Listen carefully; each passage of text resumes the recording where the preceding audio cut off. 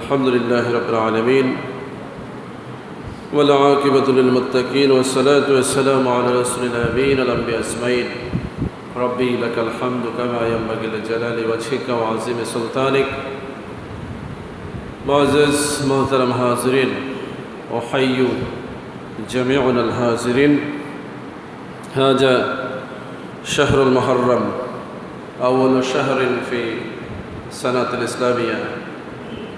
أرحب بكم حرا بحرارة أعماق قلبي.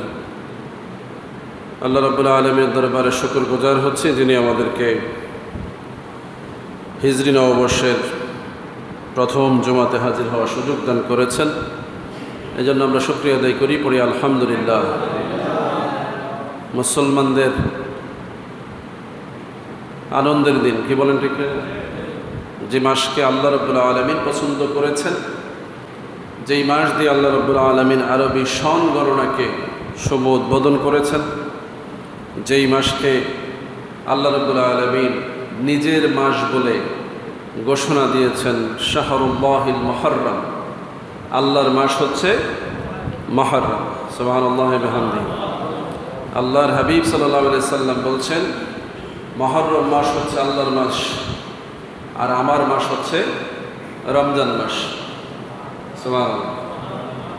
রমজান মাসে যত বরকত সেটা আল্লাহর হাবিবের উসিলায়, আর মুহররম মাসে যত বরকত সরাসরি আল্লাহর দয়ায়। সুবহানাল্লাহ।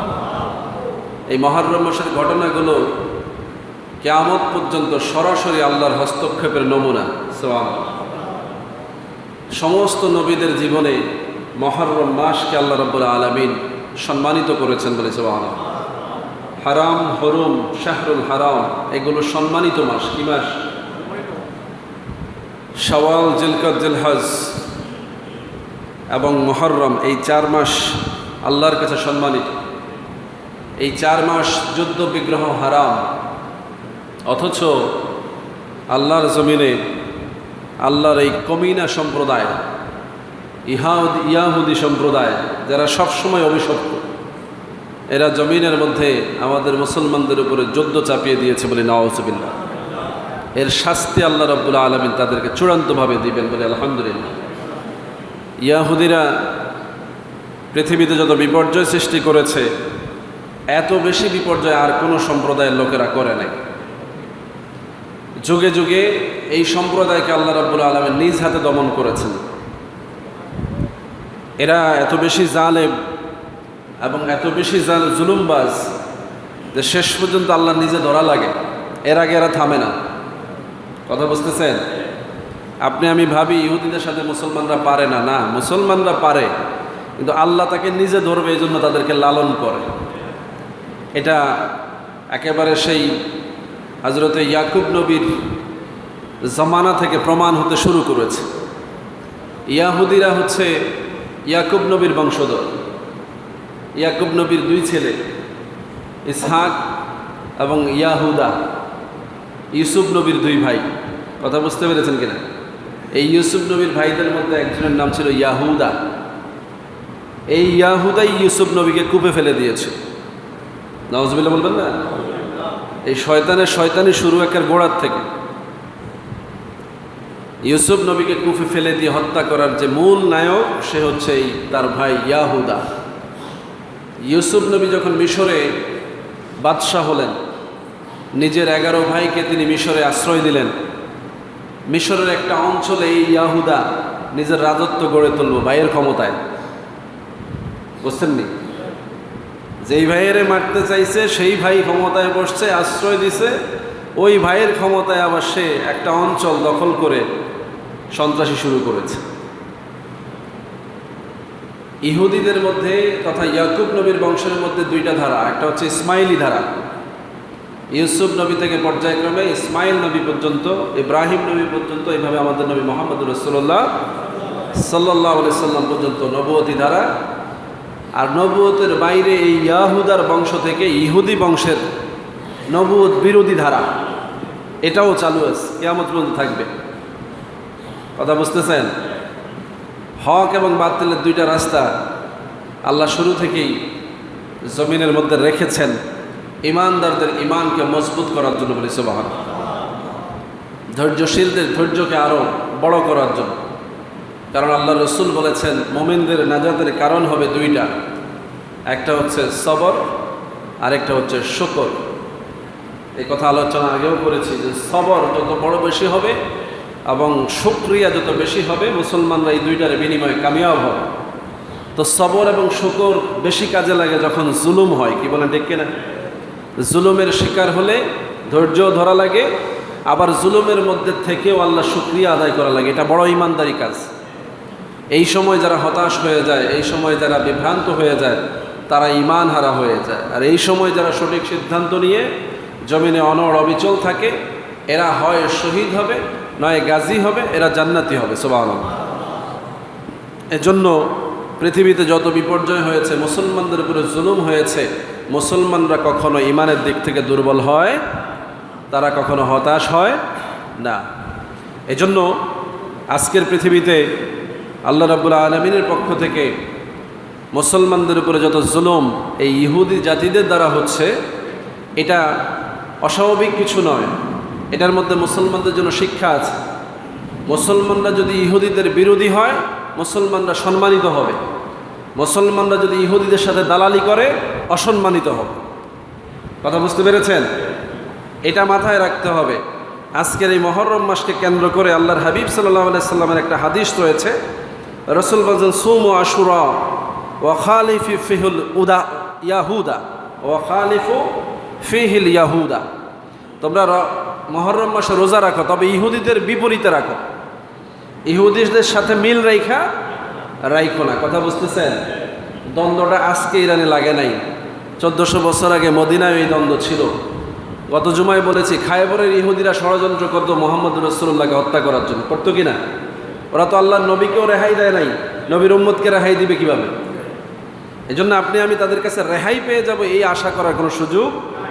যতবার মুসলমান এই ভুল করেছে, ততবার মুসলমান মার খেয়েছে। এই যে এখন আবার একটা ভুলের মধ্যে যেতে বাধ্য করলো কারা? ইহুদিদের বড় ভাই খ্রিস্টানেরা। সবসময় খেয়াল রাখবেন, ইহুদিদের বড় ভাই কারা? খ্রিস্টানেরা। ইহুদিরা যখন বিপদে পড়ে যায়, তখন এই খ্রিস্টান নামক শয়তানেরা এসে তাদেরকে বাঁচায়। এগুলো হচ্ছে মুনাফিক।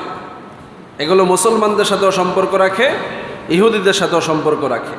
ওই যে আল্লাহ রাব্বুল আলামিন বলেছেন, ওয়া ইযা লাকুল্লাযিনা আমানু ক্বালু আমান্না ওয়া ইযা খালাউ ইলা শায়াতিনহিম ক্বালু নাহনু ইন্না মাআকুম। এই শয়তান হচ্ছে এমন, মুমিনদের সাথে যখন মিলিত হয় তখন বলে আমি তো ঈমানদার। এটা তার হচ্ছে মুখের কথা, মুমিনদেরকে ধোঁকা দেওয়ার কথা। আর যখন সে তার নিজের দলের সাথে জড়িত হয়, দেখা হয়, সাক্ষাৎ হয়, তখন বলে আরে কি বলো, আমি তো তোমাদেরই লোক, ওদের সাথে তো মশকারা করেছি। নাউজুবিল্লাহ বলবেন না? খ্রিস্টানরা হচ্ছে প্রকৃতপক্ষে ইহুদিদের পক্ষে দালাল, তাদেরই লোক, কিন্তু মুসলমানদের সাথে তারা সুসম্পর্ক রেখে মুসলমানদেরকে বোঝাতে চায় যে আমরা তোমাদের বন্ধু। গত 50 বছর ধরে আপনি অ্যানালাইসিস করে দেখেন, মধ্যপ্রাচ্যের সকল মুসলিম কান্ট্রির সাথে সুসম্পর্ক রেখেছে আমেরিকা, কিন্তু আজকে যখন মুসলমানদের সাথে যুদ্ধ হলো, সবার আগে হামলা করেছে আমেরিকা। কি বলেন? তো বন্ধুর প্রতি তুমি সহযোগিতা না করে শত্রুর সাথে মিলিত হয়ে বন্ধুর উপরে হামলা করলা, তাহলে আল্লাহর কোরআনের আয়াত সত্য না মিথ্যা? যুগে যুগে এই সত্যকে উপলব্ধি করেছে যে মুসলমানরা, তারাই কামিয়াব হয়েছে। ইরান আকীদাগতভাবে কিছুটা দেখার বিষয় না, তারা মুসলমান, তারা ইসলামের পক্ষে কখনোই কারোর সাথে আপোষ করে নাই, এটা তাদের একটা ভালো গুণ। কাফের মুশরিকদের সাথে তারা আপোষ করে নাই, কিন্তু এবার বাধ্য করা হয়েছে। এটা একটা বিপদের কারণ হবে। এই যে যুদ্ধবিরোধীতে তারা বাধ্য হলো, এই বাধ্যবাধকতা ইসলামের মধ্যেও শান্তি আনবে না, পৃথিবীতেও শান্তি আনবে না। এই যুদ্ধ থেমে যাবে না, এই যুদ্ধ আরো বড় আকারে শুরু হবে। শুধু মুসলমানদের দ্বারা তারা যে বিপদে পড়েছিল, এই সময়টাকে রিকভার করে তারা আবার তাদের শক্তি গোছায় আবার শুরু করবে। লিখে রাখেন, 6 মাসও পার হবে না, এই অবস্থার চেঞ্জ হয়ে যাবে। তারা শুধু প্রতারণার আশ্রয় নিয়েছে। যখন ইরান মরণ কামড় দিয়েছে, তখন তারা দেখেছে তাদের অস্তিত্ব সংকট দেখা দিয়েছে। আর কয়েকটা দিন সময় দিলে ইসরায়েলের অস্তিত্ব খুঁজে পাওয়া যাবে না। এজন্য তারা হস্তক্ষেপ করে ইরানকে নিরস্ত্র করেছে। না ভাই থাক, ঠিক আছে, দরকার নাই, যুদ্ধ দরকার না, তো তুমি হামলা করলা কেন? যখন দেখছো তোমার তলা থাকবে না, তখন আইসা তুমি এখন সন্ধি করাও। এখন এই সন্ধির ফাঁদে পা দিয়েছে ইরান সহ বিশ্ব মুসলমানদের চূড়ান্ত ধ্বংস আসতেছে। ধ্বংস কিভাবে বললাম? ধ্বংস মানে মুসলমানরা কখনো ধ্বংস হবে না, কিন্তু তাদের উপরে জুলুমের একটা বড় অংশ আসার পথ করে দিয়েছে। এই অবস্থা থেকে যেন আল্লাহ আমাদেরকে বাঁচার তৌফিক দেন, সকলে বলে আমিন। বাঁচতে হলে গত জুমায় বলেছি আমাদের দায়িত্ব আছে। কি আছে? দায়িত্ব আছে। এই মহররম মাসে আমাদের দায়িত্ব হবে, রাসূলুল্লাহ বলছেন তাদের বিরুদ্ধে যুদ্ধ করার জন্য। কি দিয়া? রোজা দিয়া। হাদিস সামনে যে ইহুদিদের খেলাফে তোমরা রোজা রাখো, তার মানে ওরা একটা রোজা রেখেছে, তোমরা দুইটা রোজা রাখো। কয়টা রোজা? একটা আগের দিন বা'দাহু ইয়াওমান, আর একটা পরের দিন আশুরা। যেই দিন আগের দিন একটা রাখো, পরের দিন একটা রাখো। কথা বুঝেন? আগের দিন একটা, পরের দিন একটা। এখন এখানে বলতে আগের দিন বলতে রাসূলুল্লাহ সাল্লাল্লাহু আলাইহি সাল্লাম বলছেন যেই দিন মুহররম সেই দিন একটা, ও বা'দাহু এর পরের দিন একটা। বুঝে আসছে? তো আমাদের দেশে তিনটা রাখে, তিনটা কিন্তু রাখার হাদিস নাই আশুরা কেন্দ্রিক। আশুরা কেন্দ্রিক রোজা দুইটা। কয়টা? কিন্তু তিনটা রাখে কেন? যেহেতু রাসূলুল্লাহ সাল্লাল্লাহু আলাইহি ওয়াসাল্লাম দুইটা রাখতে বলেছেন, চাঁদের হেরফের থাকে অনেক সময়। এজন্য মুসলমানরা চাঁদের হেরফেরে যেন আশুরা ছুটে না যায়, এজন্য আগেও একদিন রাখে, পরেও একদিন রাখে। এটা হলো ইবাদতের সতর্কতা। আলহামদুলিল্লাহ, এটাতে কোনো অসুবিধা নাই। কিন্তু দুইটা রাখতেই হবে, একটা রাখা যাবে। একটা রাখলে আপনি ইহুদিদের বন্ধু হয়ে গেলেন, রাসূলের হাদিসের খেলাপ করলেন। এজন্য রোজা রাখতে হবে কয়টা? এখন কেউ বলবে হুজুর একটা রাখলে অসুবিধা, তাও তো একটা রাখলাম। এমন কাজ করা যাবে না যেই একটা কাজের দ্বারা কাফেরদের সাথে মিলে যায়। প্রয়োজনে ওই কাজ করা হবে না, কিন্তু ওই কাজ কাফেরদেরকে খুশি করার জন্য করা যাবে না। রাসূলুল্লাহ সাল্লাল্লাহু আলাইহি সাল্লামের হাদিসের উপর ইরান আমল করেছে, ঠিক আছে, কিন্তু সব জায়গায় এই আমল চলবে না। হুদাইবিয়াতে রাসূলুল্লাহ সন্ধি করেছেন, কারণ ওই সন্ধির ব্যাপারে আল্লাহ রাব্বুল আলামিন আদেশ করেছেন। রাসূল যখন কাফেররা আপনার সাথে সন্ধি করতে চায়, আপনি সন্ধির দিকে ঝুঁকে পড়েন, কারণ আপনাকে রক্ষা করার দায়িত্ব আমি আল্লাহর। কাফেররা আপনার সাথে প্রতারণা করবে, সেই সুযোগ আমি দিব না, কিন্তু তাদের সন্ধির সাথে আপনি একমত পোষণ করেন, কারণ আমি তো আপনার সেফটির জন্য আছি। কিন্তু আজকে উম্মতে মুহাম্মদী কি আল্লাহর পক্ষ থেকে সেই সাহায্য পাওয়ার হক পরিপূর্ণ রাখে যে কাফেরদের সাথে যেন তেন সন্ধি করলে আল্লাহ বাঁচাবে? বাঁচাবে? নবীর সাথে আল্লাহর সম্পর্ক আর উম্মতের সাথে সম্পর্ক কি সমান? হ্যাঁ। এজন্য মুসলমানদেরকে এখন সন্ধির ব্যাপারে সতর্ক হতে হবে। ওই সুন্নত পালন করলে হবে না। আল্লাহ বলছেন কোরআনে আয়াত, যখনই কাফেররা তোমাদের সাথে সন্ধি করতে চায়, তোমরা তাদের সন্ধির সাথে একাত্মতা ঘোষণা করো। এটা আল্লাহর আদেশ, কিন্তু বিবেচনা করতে হবে। আল্লাহ এরপরে বলেছেন, হাবিব, তাদের এই সন্ধির ব্যাপারে আপনার শঙ্কিত হওয়ার কিছু নাই, কারণ আপনাকে নিরাপত্তা দেওয়ার মালিক আমি। মুসলমানদের জন্য আল্লাহ আছেন, কিন্তু আমরা সেই যোগ্যতা অর্জন করতে পারি নাই যে আমরা বিপদে পড়লে আল্লাহ আমাদেরকে সবসময় সাহায্য করবে। করে? সবসময় করে? বোঝেন নাই কথা? আপনি বলবেন কে করে? করে তো আল্লাহ, করে আল্লাহ, কিন্তু আপনি যেভাবে চান সেইভাবে কি করে? অথচ নবী যেভাবে চেয়েছেন তার চাইতে উত্তমভাবে আল্লাহ সাহায্য করেছেন, বলেছে কারণ তিনি হাবিব মুহাম্মদুর রাসূলুল্লাহ সাল্লাল্লাহু আলাইহি সাল্লাম। হ্যাঁ, আমরাও যদি নবীর উম্মত ওইভাবে হই, নবীকে উসিলা করে যদি আমরা চাই, তাহলে আমাদের জন্য উত্তম সাহায্য আসবে ইনশাআল্লাহ। এখানে ঘাটতি আছে, কেন আমাদের কাছে উত্তম সাহায্য আসে না? এই ইহুদি রাষ্ট্র যারা কায়েম করেছে ফিলিস্তিনে, তারা শুধু একটা রাষ্ট্র কায়েম করে নাই, তারা মুসলমানদের মনের মধ্যে তাদের কালচার, তাদের সংস্কৃতি, তাদের আচার আচরণ এগুলো ঢুকাইয়ে দিয়েছে। ওখানকার মুসলমানরা পরিপূর্ণভাবে মুসলমান রয়েছে, এটা ইমানের দিক থেকে, কিন্তু সুরতে, সিরতে, চেহারায়, পোশাকে, তাকওয়ায়, সব দিক থেকে তারা পরিপূর্ণ মুসলমান থাকতে পারে নাই। তাদেরকে বদলে দেওয়া হয়েছে। আজকে বাংলাদেশের মুসলমানদের অবস্থা কি? মুসলমানদের লেবাস, পোশাক আশাক, চলাফেরা সব কি মুসলমানদের মতো? অধিকাংশ ইহুদি নাসারাদের মতো। কি বলেন, ঠিক না? মসজিদেও তো ইহুদি নাসারাদের পোশাকের মতো করেই পোশাক পরে আমরা চলে এসেছি। আমরা এটাকে কিছুই মনে করতেছি না। কি বলেন, ঠিক না?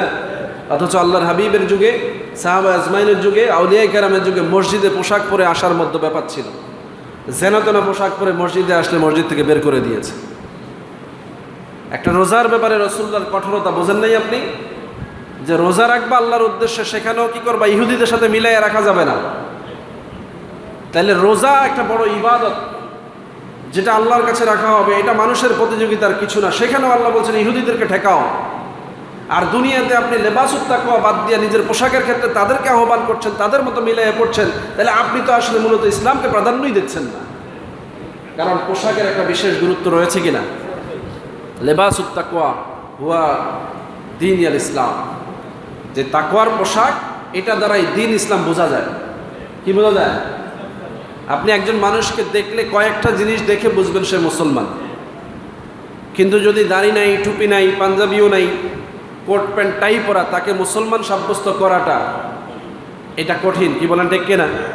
আমরা কি করি, আমাদের এই অঞ্চলে মানুষের চেহারার একটা প্যাটার্ন আছে, এশিয়া অঞ্চলের মানুষের চেহারা একরকম, দেখলেই বুঝি হওয়া লোকটা মুসলমানের মতোই লাগে।